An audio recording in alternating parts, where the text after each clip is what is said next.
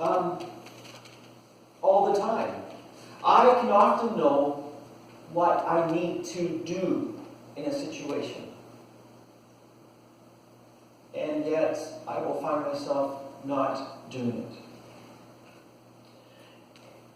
Think about your own life. How does your mind dictate your life?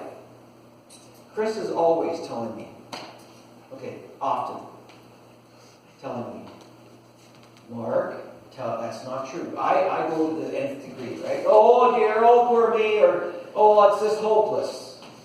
I'm one of those people. And she is constantly saying, Mark, that's not true. Speak yourself the truth.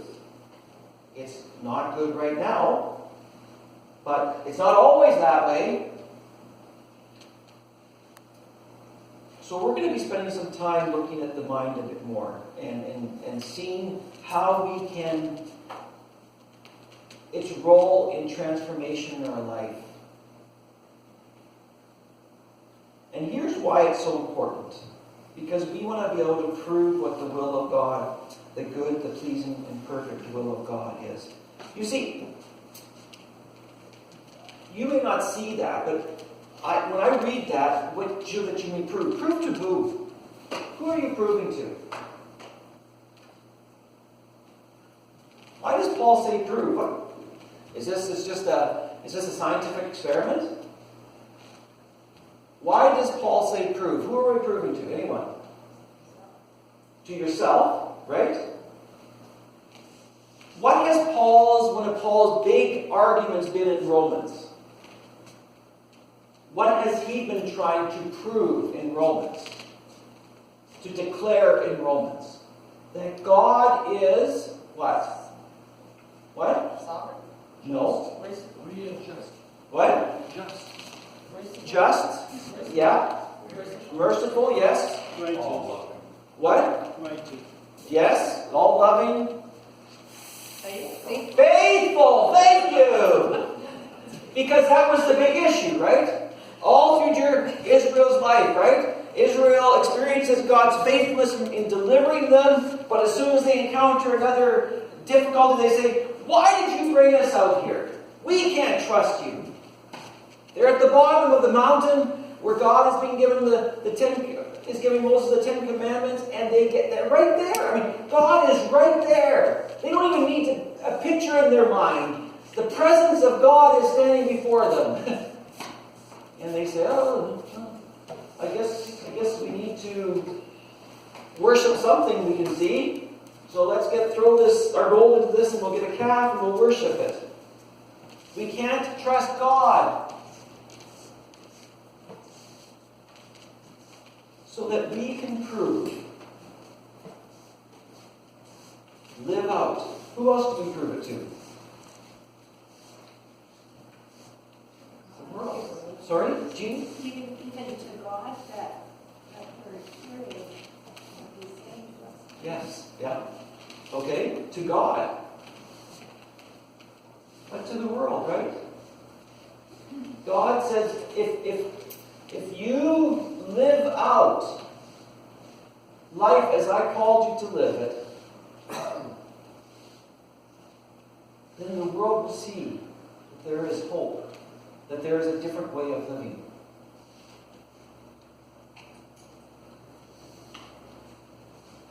What is the will of God? The good and pleasing and perfect will.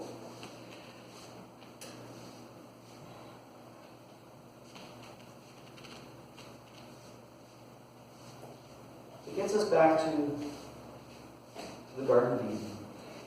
Did God really say? Can God be trusted? Is God faithful? Take those three simple things. Did God say? Trusted, faithful. Work them into your mind. So as you go throughout your life, throughout your day, as you offer up your life as a sacrifice, ask yourself, how many times do those questions arise? How many times do you turn your back on God and say, say, I don't trust you. I don't find you faithful. I'm questioning your heart here. It would be unbelievable how many times it is in my life. Which is why that prayer confession was so comprehensive. Because we continually need to come back to this. Because we continually need to come back to the reality that our society, our culture is molding us in ways that are not life-giving. And so as we go forward, there's one more thing I want to say. This task of transforming the mind is impossible to do. Plain and simple. But can anyone quote the very simple quote saying that you can respond to that with? But with all things are possible. By His Spirit, it is possible to be done. And so we're going to be looking at what that means. And know this, that it's a lifelong journey.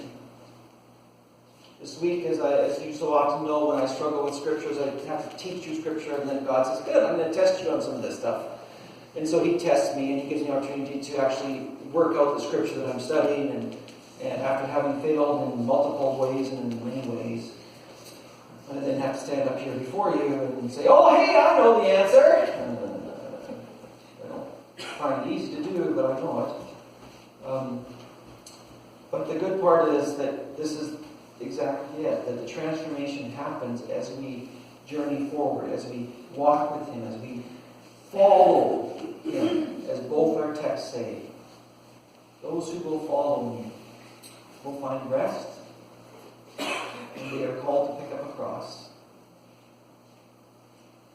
Both together. Rest because we finally find someone who we can trust, someone who is good for us, who cares for us, who loves us, who has acted to do that. The cross because we know that He is good, because He is trustworthy, because that, and so we can do what He asks us to do. We can follow Him to the cross, through the cross, into the life that He promises to give us. So this morning I want to invite you to respond and invite Tom and Rick and Dara, or whoever it is doing it, we're going to sing, it's Chris going to be playing the piano, right?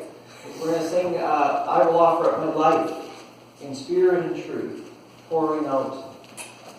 And I'm going to invite you to just quieten your heart to respond. To say, maybe for the first time, or maybe for the umpteenth time, Lord God, my desire is to offer my life to you. As a sacrifice, as a living sacrifice. All that I am. And maybe you pray, Lord, as we enter this thing of renewing the mind, may you renew my mind more and more. So that what I think, how I process, will spill out into all areas of my life.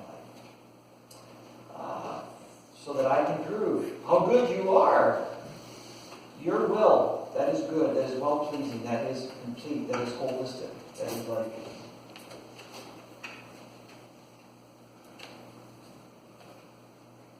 Yes, Fred. I have a response. Can you hold that for a second? I can, sure. Can you? Let's sing and then respond, because there is going to be time to respond. 2 seconds here.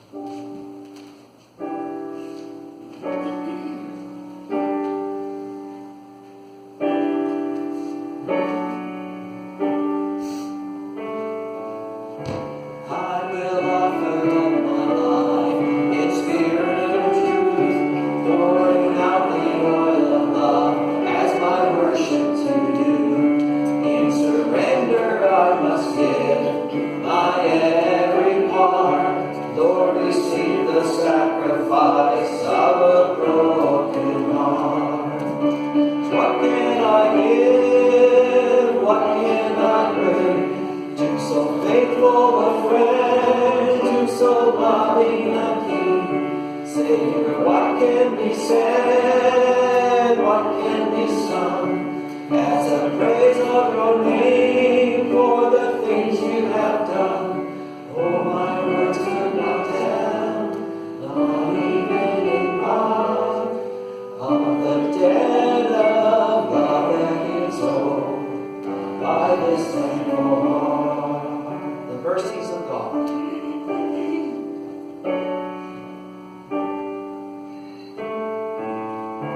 You deserve my every breath, for you've paid the great cost, giving up your life to death, even death on the cross.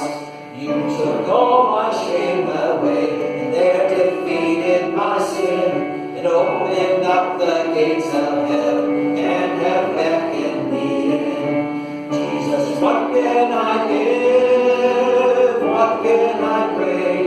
To so faithful a friend, to so loving a King. Savior, what can be said? What can be sung as a praise of your name for the things you have done?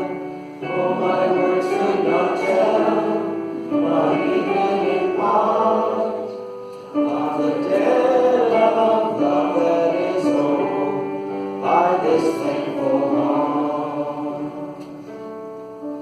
Lord God,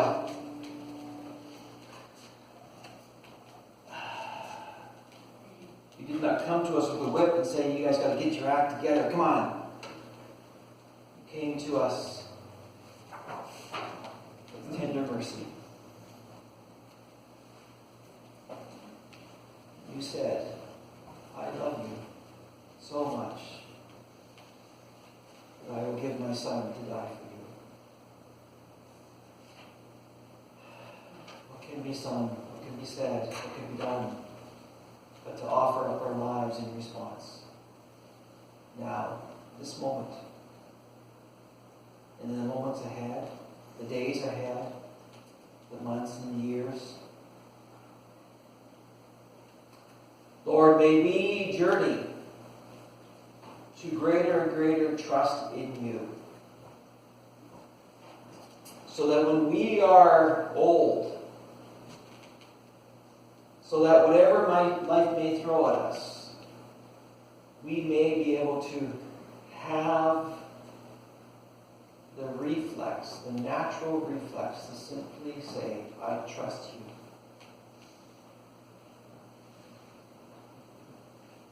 To say, God is faithful.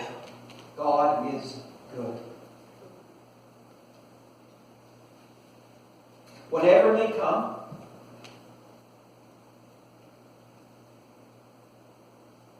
may we be singing till the day is done. Thank you. Thank you. In Jesus' name we pray. Amen. So I want to invite you to have some response time. So Fred, this is where you can go for it. Is there a microphone somewhere? Is there a microphone somewhere? Yeah. Thank you.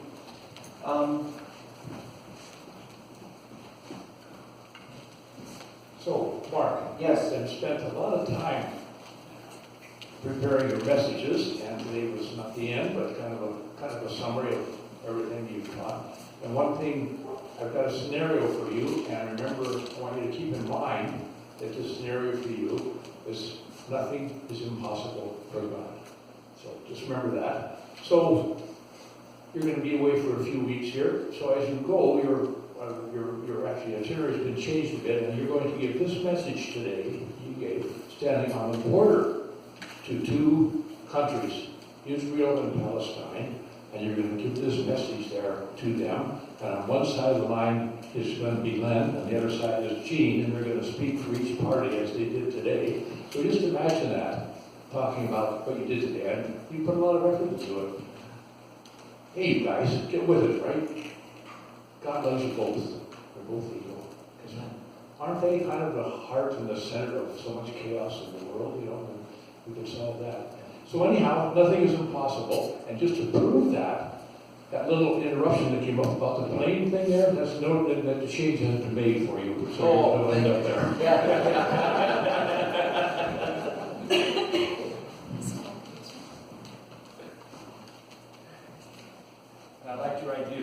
this afternoon taking some press and watching the Super Bowl. I'll be Yeah, there. yeah. And you know, Mark, I'd say your message has to be changed a little to suit the audience, but that would be a good message to give those people. It would be. Yeah. Yeah. It would be very good. There's much I can say there, but I'm not going to. But if you notice when you get off at the airport that you're not where you thought you'd end up, then you'll know that it happened. Yes, that's right. And you wonder why Tony Team came with. Yeah. Anything else? Anyone else? Response? Questions? Say, Mark, you're crazy. Lots of good things like that. I really like it when people dialogue, so. I was struck by the forward motion of the test and approve part. The renewing and remind, the not renewed part is stuck somewhere going, God, this isn't going to work and we can't do anything. The renewing of your mind says, yes, I'm going to trust you. It's moving forward. It's active.